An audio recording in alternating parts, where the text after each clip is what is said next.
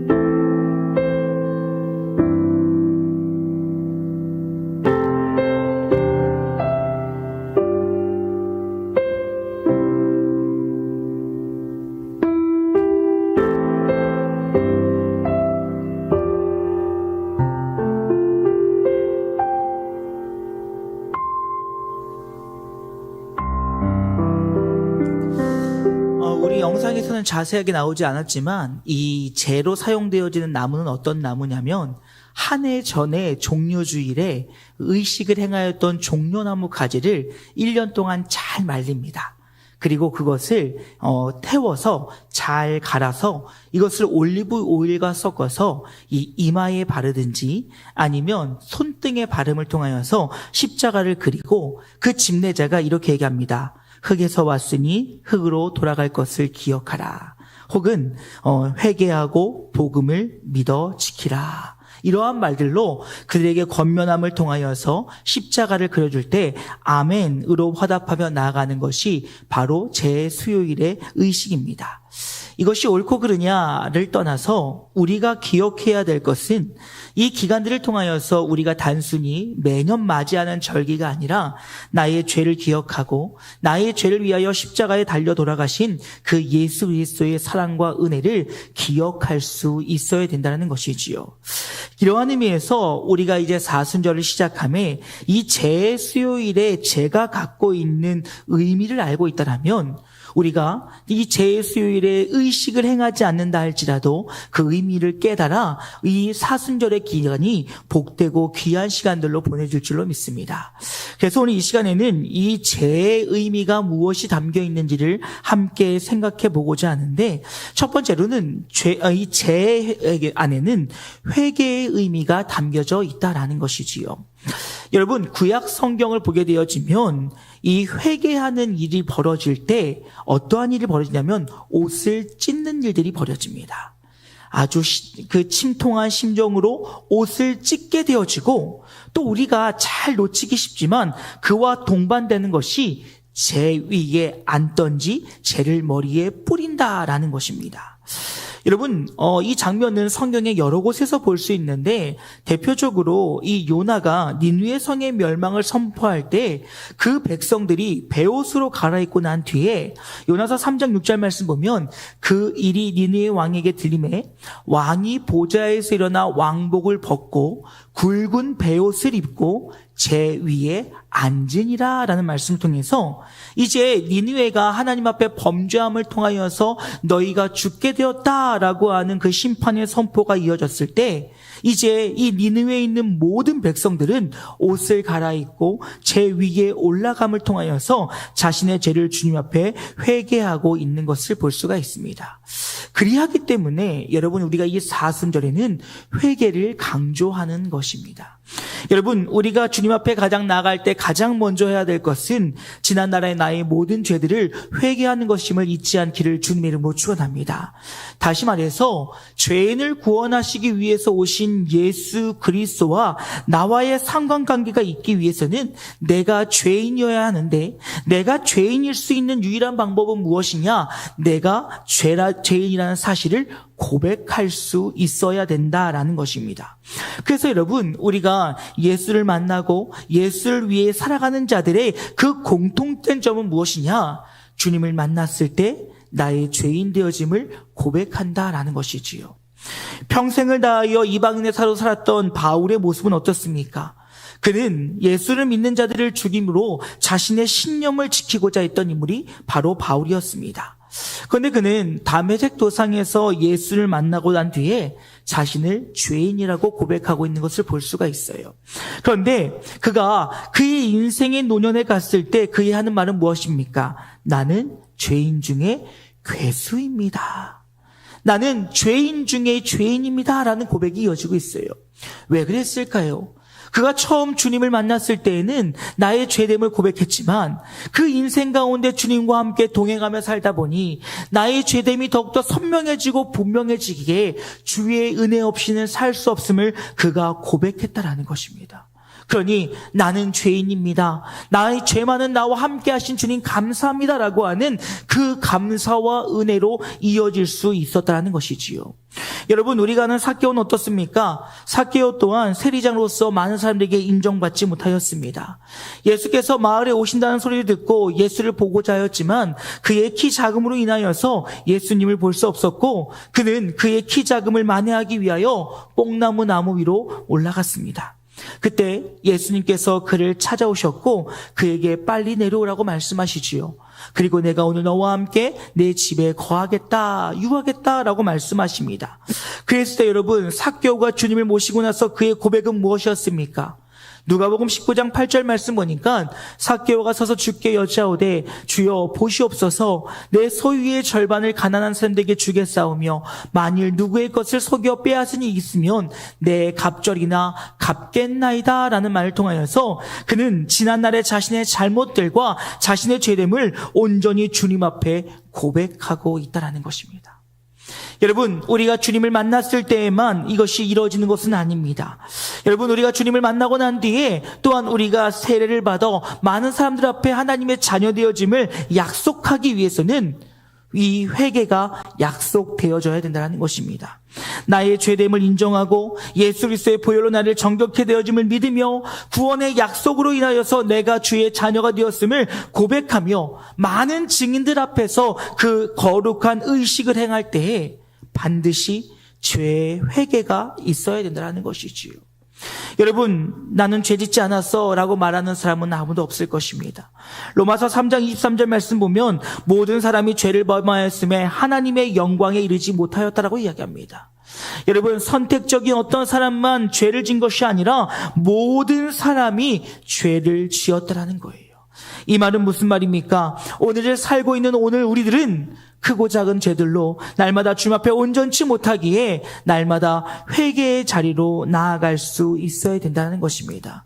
물론 예수 그리스도가 그 십자가에 달려 죽으신 그 단번의 사건을 통하여서 우리의 지난날의 모든 죄와 앞으로 질 모든 죄까지도 주님 용서하셨지만 우리는 여전히 내 삶 속에 나의 의지와 나의 생각과 나의 뜻으로 짓는 죄들이 있기에 오늘도 우리는 우리의 연약함을 주님 앞에 고백함으로 회개의 자리로 나아갈 수 있어야 된다는 것입니다. 그러하기에 오늘 죄의 수요일은 이 죄를 통하여서 우리의 죄를 기억하게 하는 의미를 가지고 있다는 것입니다. 그리고 두 번째로요, 죄는 이 땅의 모든 것은 헛되며 영원할 수 없으며 또한 우리의 연약함의 존재를 깨닫게 하는 의미가 있음을 여러분 기억하실 수 있어야 된다는 것이지요. 여러분, 죄는 무엇입니까?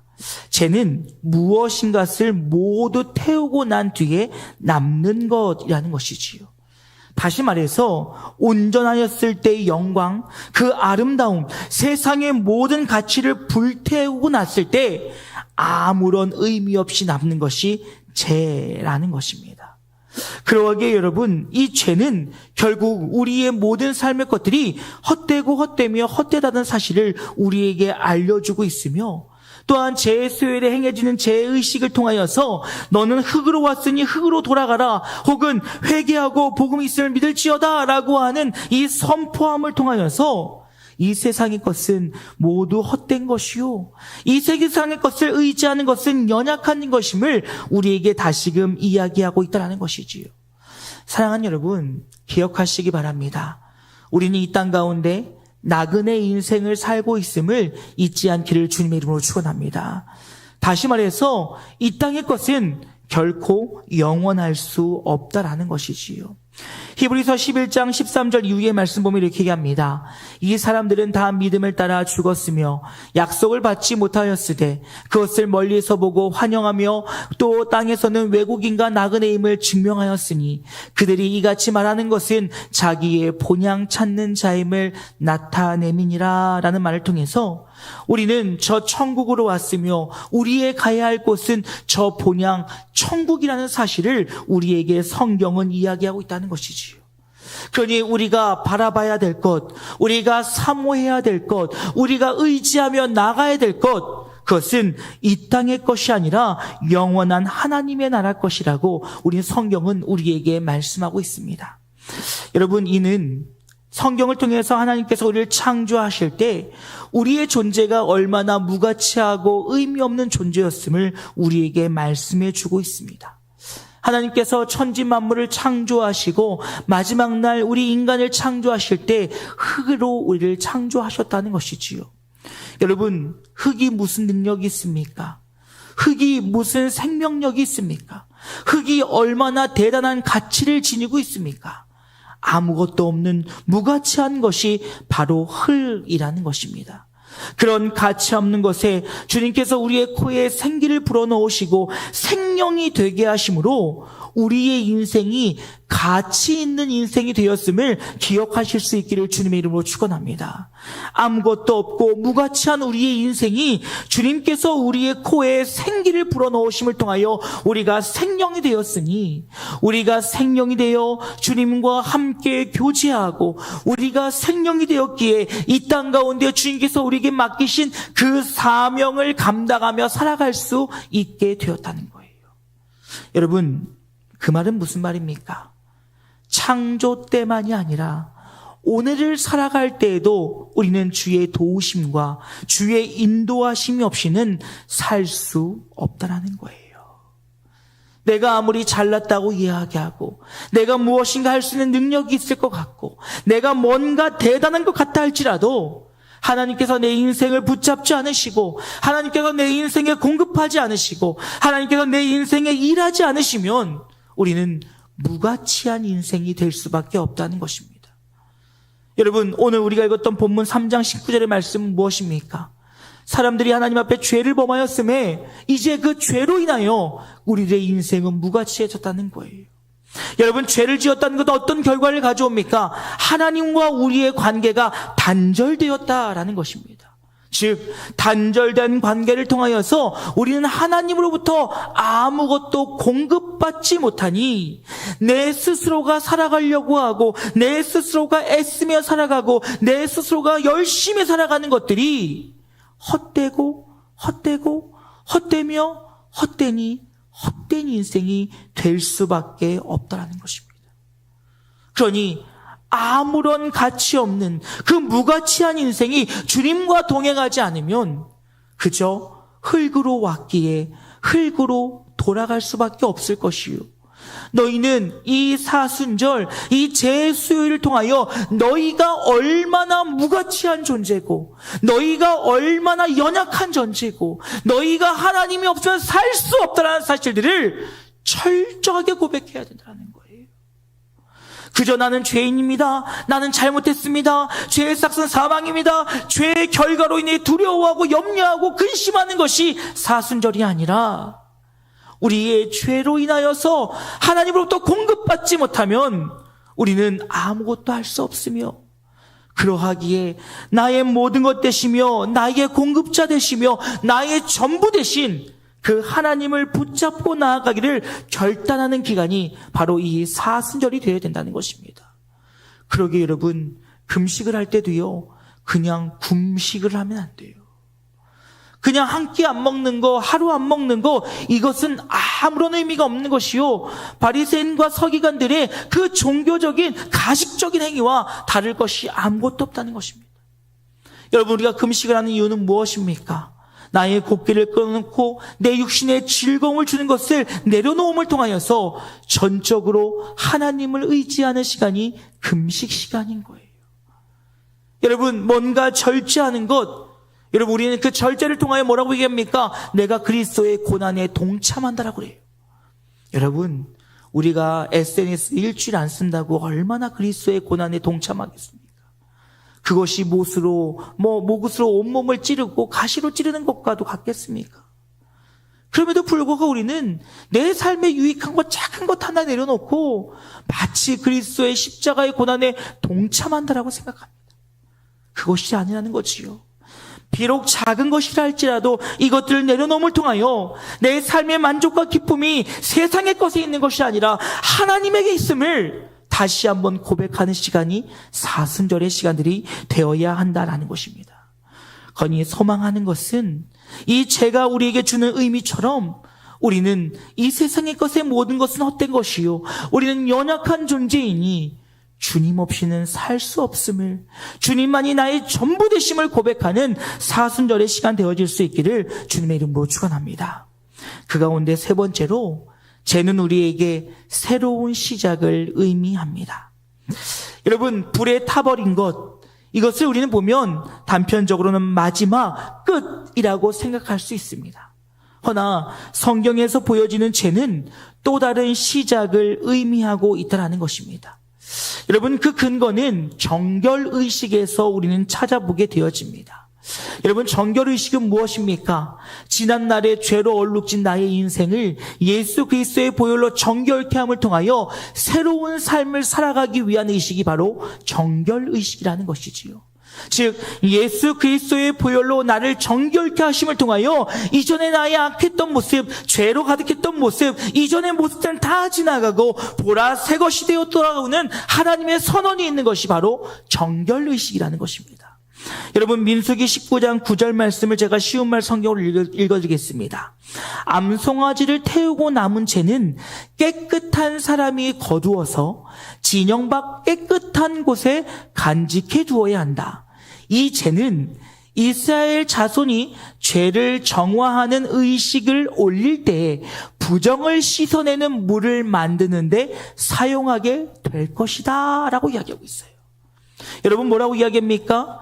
이 의식을 통하여 이 태운 이 죄는 잘 놔뒀다가 누가요, 부정하지 않고 깨끗한 이가 이것을 거두어 진영 밖에 깨끗한 곳에 잘 간직해 두었다가 이스라엘 자손들의 정결 의식이 있을 때 이 죄를 물에 섞어 이 물을 정결하게 함을 통하여서 그들의 모든 죄를 깨끗하게 하는 것에 사용해야 된다는 것입니다.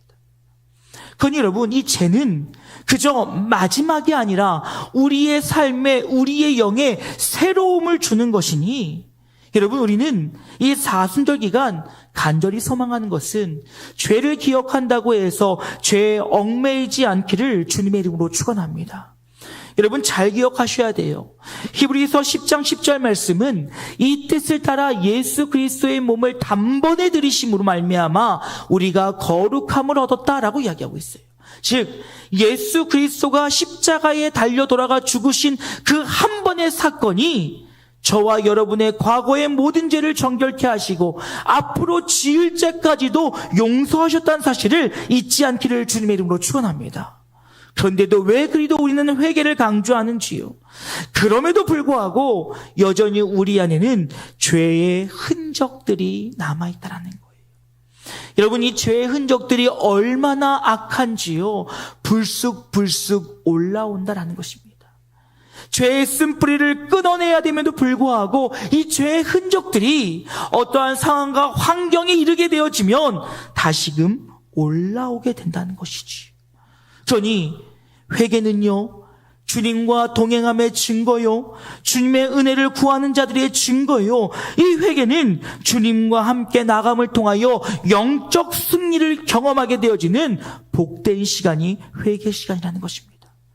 그러하기에 여러분, 우리는 지난날의 나의 잘못과 나의 연약함의 회개의 일들을, 죄된 일들을 기억하며 회개의 자리로 나아가야 되지만 그 죄에 붙들려 있으면 안 된다는 거예요. 그건 여러분, 요한일서 1장 8절 이후의 말씀 보면 조금 길지만 읽어드리겠습니다. 만일 우리가 죄 없다고 주장한다면 우리는 자신을 스스로 속이고 있는 것이고 우리 안에 진리가 없는 것입니다. 그러나 우리가 죄인임을 인정하고 스스로 죄를 고백하면 하나님께서는 참으로 신실하고 의로우신 분이시므로 우리의 죄를 다 용서해 주시고 모든 불의에서 우리를 깨끗하게 해 주실 것입니다.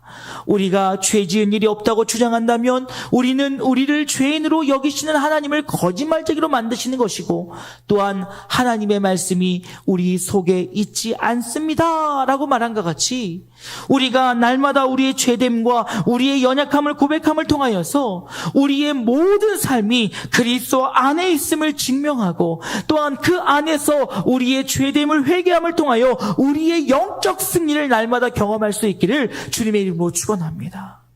그건 여러분, 사순절은요, 승리의 그날을 사모하는 날이에요. 영광의 그날을 사모하는 날입니다. 40일 동안 지쳐서 힘들어서 여러분, 40일 날 가끔가다 금식하는 분들 보면요, 막 이 얼굴이 막 피곤해가지고 막 어찌할 바를 모르고 있어요. 왜 그러세요? 금식하고 있어요. 여러분, 성경에서 뭐라고 얘기합니까? 티나면 안 된다잖아요. 기쁨으로 해야 된다잖아요. 왜 그렇게 할 수 있습니까? 그 시간이 지나면 영광이 있기 때문이에요. 11시 59분 되면 라면물 올리고 그러지 말라는 거예요. 그 시간이 무슨 의미가 있겠습니까? 우리가 바라봐야 될 것은 금식 뒤에 먹을 음식이 아니라 그 시간들 통하여 주님을 만나고 주님과 함께함을 통하여 영원한 승리를 누리게 될 그 시간을 사모할 수 있어야 된다는 것입니다.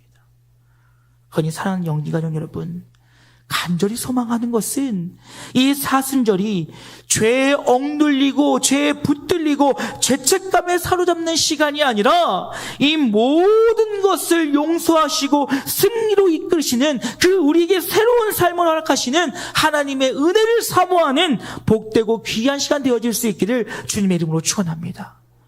그러기에 이 죄는 새로운 의미를 품고 있다는 거예요. 이제 말씀 마치고자 합니다. 우리는 사순절을 한마디로 이야기하면 그리스도의 고난과 죽음과 부활하심을 기억하는 시간이다라고 이야기합니다. 맞습니다. 그 시간이에요. 날 위해 십자가에 달려들어가 죽으시고 약속대로 죄와 사망의 권세로부터 죽은 자 가운데서 부활하셨으며 그가 우리에게 하늘나라의 그 부활의 소망을 주심으로 하늘 보좌 우편에서 계시다가 하나님의 때가 되었을 때 이 땅에 오심을 통하여 구원을 완성하심을 우리가 깊이 묵상하고 깊이 새기는 날입니다. 이를 위해서 우리는 날마다 주님 앞에 나의 죄됨을 기억하고 온전히 나의 죄를 주님 앞에 고백함을 통하여서 우리의 그 죄악된 모습들로부터 자유함을 누리게 될 것이요, 또한 더불어서 이 땅의 것을 사모할 것이 아니라 저 영원한 천국을 바라보면서 우리의 연약함을 고백하고 주님 없이는 살 수 없습니다라고 철저하게 고백하는 시간이 바로 사순절이 되어야 된다는 것입니다. 그리고 지금은 고난이 찾아오나, 지금은 어려움이 있으나 이후에 우리에게 주실 그 영광과는 비교할 수 없으니 새롭게 맞이하게 될 그리스도의 십자가의 은혜로 새롭게 맞이하게 될 그 영광의 날을 기대하며 나아가는 시간이 바로 사순절이 되어야 된다는 것입니다. 그러기에 간절히 소망하는 것은 이 사순절의 시간들이 그저 종교의식에, 종교행위에 그치지 않는 우리 영진가족들의 사순절이 되어질 수 있기를 주님의 이름으로 축원합니다.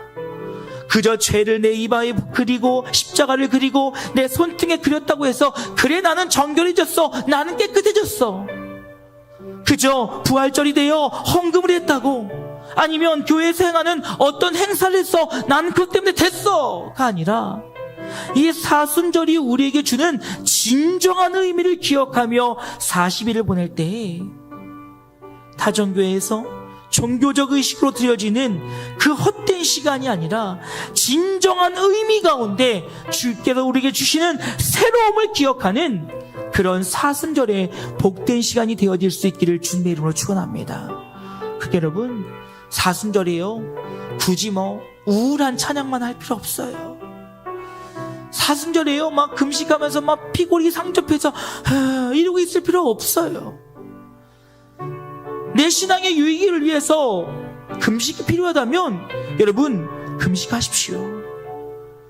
금식하세요. 우리 신앙의 유익이 되어집니다. 새벽 기도를 작정하셨다면 하십시오. 유익합니다. 기도하기로, 말씀 보기로, 내가 무엇인가를 하기로, 또 우리가 이번에 하는 40일 동안 하나님 예수님과의 동행이라고 하는 프로그램을 함으로 여러분 동참하십시오. 허나 그것이 그저 행위나 의식이 되어서는 안 된다는 거예요. 그러하기에 이 사순절을 알리는 제 수요일, 제가 지니고 있는 그 깊은 의미를 되새기며 이 사순절의 시간들이 우리를 모든 죄와 사망의 권세로부터 자유케 하시고 새롭게 하실 그 예수 그리스도의 십자가의 은혜를 기대하며 나아가는 우리 영진가족들 되어질 수 있기를, 그런 우리의 사순절이 되어질 수 있기를 주님의 이름으로 축원합니다. 우리 보혈을 지나라고 하는 찬양 함께 하시고 우리 함께 기도하는 시간 갖길 원합니다. 우리 함께 찬양합니다.